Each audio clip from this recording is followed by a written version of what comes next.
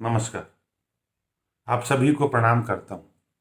राजस्थान के सभी प्रबुद्ध नागरिकों को, समाचार पत्रों के संपादकों को, सभी नेताओं को और सभी सक्रिय लोगों को, सभी बुद्धिजीवियों को प्रणाम करता हूं। मैं एक प्राइवेट स्कूल संचालक हूं साहब। एक प्राइवेट स्कूल का संचालन करता हूं। रोज अखबारों में गाली सुनता हूं साहब। मैं बहुत बड़ा गुनाह कर रहा हूं। मैं शराब नहीं बेचता, फिर भी गाली सुनता हूं। प्राइवेट स्कूल वाले लूट रहे हैं, लूट रहे हैं, लूट रहे हैं। इनकी फीस माफ करो 3 महीने की। साहब मैं इतना सा कहना चाहूंगा, हो सकता है कुछ प्राइवेट स्कूल वाले हों, कुछ जिनकी फीस 50-60 हजार से ऊपर हो, जिनमें हो सकता है साहब आपके बच्चे पढ़ते हो, एमएलए साहब के पढ़ते हो, मंत्री जी के पढ़ते हो, कलेक्टर साहब के, आईएएस अफसरों के, नेताओं के, जजों के, समाचार पत्र के संपादकों के, पत्रकारों के। हो सकता है साहब वहां लूट रहे हो, तो साहब उनका नाम छापो ना। उन लूटने वालों का नाम तो छापो, पर सबको तो मत बदनाम करो साहब। मैं थोड़ी सी आपको बता देना चाहता हूं साहब, हम कौन है। हम एक बीएड किए हुए लोग हैं जो सरकार से नौकरी मांगने गए थे। सरकार के पास नौकरी नहीं थी साहब, तो हमने सोचा शिक्षा का काम कर लें। तो जब गए तो मालूम चला एक आदमी तो स्कूल नहीं खोल सकता, एक समिति बनानी पड़ती है, फिर उसको रजिस्टर्ड करना पड़ता है, न लाभ न हानि लिखना पड़ता है। पर साहब धोखा देखिए वहां, वो समिति ये नहीं कहती पैसा कहां से लाएगा। फिर हम साहब इधर उधर से कर्जा करते हैं, उधार करते हैं। कानून में तो कोई सुविधा ही नहीं है साहब। उद्योग को, व्यापार को, दारू की दुकान खोलने वाले को लोन मिलने की सुविधा है, पर साहब हम स्कूल वालों को कोई सुविधा नहीं है। हम खुद ही जमीन लेते हैं साहब, ये जमीन भी हम ही खरीदते हैं, या फिर अपने घर में स्कूल खोल लेते हैं नीचे और 2 कमरे में ऊपर रह लेते हैं। कानून में तो कोई प्रावधान नहीं था। हम बिजली का कॉमर्शियल बिल देते हैं, हाउस टैक्स देते हैं साहब। फिर जमीन का हमें कन्वर्जन कराना पड़ता है साहब। फिर 10 से 12 लाख रुपए दे के मान्यता लेते हैं साहब। अब कहां से लेंगे साहब? ये खर्चा कहीं से तो निकलेगा ही ना। सरकार हमसे शर्तें भरवा लेती है साहब। टीचर को तनख्वाह नहीं दे तो कार्रवाई करे, बच्चे को पढ़ाए, बच्चा फीस नहीं दे तो उसका नाम नहीं काट सकते साहब, उसकी टीसी नहीं रोक सकते, उसकी मार्कशीट नहीं रोक सकते। वो बोर्ड से जाके डुप्लीकेट मार्कशीट ले आता है। और मजे की बात लो साहब, अगर बोर्ड में हम 500 रुपये फीस जमा नहीं करें तो बोर्ड एग्जाम नहीं लेता।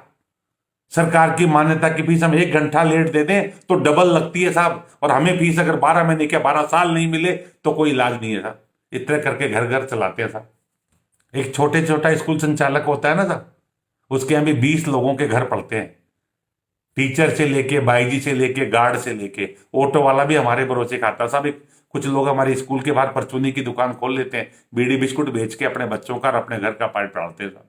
हम क्या गुनाह कर रहे हैं साहब? हम राजस्थान के 91 लाख बच्चों को पढ़ा रहे हैं। सही पूछो तो हम आपका बहुत बड़ा भला कर रहे हैं साहब। अभी राजस्थान सरकार के पास 60-70 लाख बच्चे पढ़ रहे हैं, उनकी 42,000 करोड़ बजट है। ये 91 लाख बच्चे भी सरकारी स्कूल में पढ़े तो कितना बजट हो आप सोच सकते हो क्या साहब? इतना बजट है हमारी सरकार के पास, इतनी बिल्डिंग है। हमारे जो 60 लाख बच्चे पढ़ रहे हैं उनको हम सुविधाएं दे पाए हैं? नहीं दे पाए। मैं मानता हूं सरकार की मजबूरी है। तो साहब फिर आप कैसे कह रहे हो? और फिर माफ कैसे कराना चाहते हो साहब? उस टीचर की तनख्वाह माफ कर दें क्या? अच्छा माफ कर भी देंगे साहब आपके कहने से, पर उसका परिवार क्या खाएगा? उस भाई जी का परिवार क्या खाएगा? इस बिल्डिंग का किराया नहीं लगेगा साहब 3 महीने का। आपकी बिल्डिंग होती है, आप किराया मुफ्त में दे देते साहब। इसे किराया देना पड़ेगा साहब, बिजली का बिल देना पड़ेगा, जो लोन ले रखे उनकी किस्तें देनी पड़ेगी। हाँ साहब आपको ये लगता है 4 बसें खड़ी है, पर वो 4 बसें किस्तों में है साहब। और ज्यादातर के आप उठा के देख लेना फाइनेंस कंपनियों से, ज्यादातर स्कूल वालों की बसें की किस्तें बाउंस होती है, हम डबल डबल चुकाते हैं। और वो क्यों होती है साहब? क्योंकि हमारे पेरेंट्स गरीब होते हैं, उनके पास पैसा नहीं होता। वो जब आके हाथ जोड़ के निवेदन करता है ना, वो आपकी तरह माफ कराने नहीं जाता था, न अखबार में लेटर लिखता।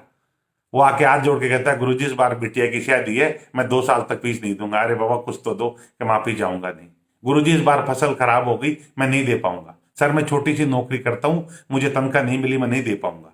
चाहे शहर हो चाहे गांव हो, जो छोटा आदमी है उसके बच्चे हमारे यहाँ पढ़ते हैं, और वो सीधा हमसे आके बात करता है। वो चिट्ठी नहीं लिखता, न सरकार को, न मंत्री को, न मुख्यमंत्री को, और वो ना किसी एमएलए के पास जाता।